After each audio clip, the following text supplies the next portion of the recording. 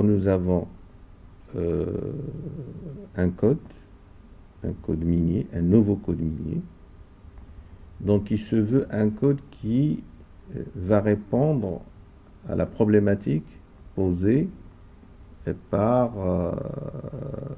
cette activité qui reste, comme je le disais, une activité embryonnaire.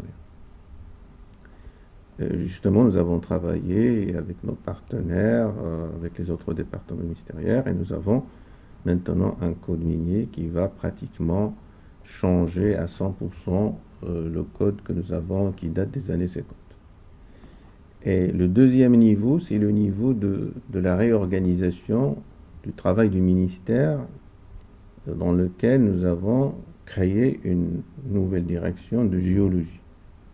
Parce que nous avons constaté, malheureusement d'ailleurs, que la cartographie géologique de notre pays ne dépasse pas les 36%. Et il est clair qu'on ne peut pas parler de booster un secteur minier si l'infrastructure géologique ne suit pas. Et la troisième dimension dans notre démarche, si vous voulez, c'est de faire renouer une grande zone de notre pays avec un investissement conséquent.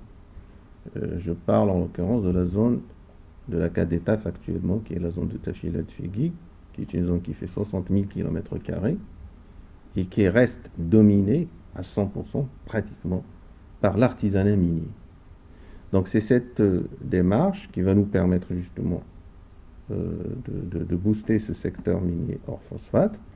Alors, pour bien sûr le code minier, il s'agissait d'abord de prendre acte de toutes les lacunes et des défaillances de l'ancien code et de se mettre dans un nouveau, j'allais dire, un nouveau cadre qui va permettre justement de drainer ces investissements.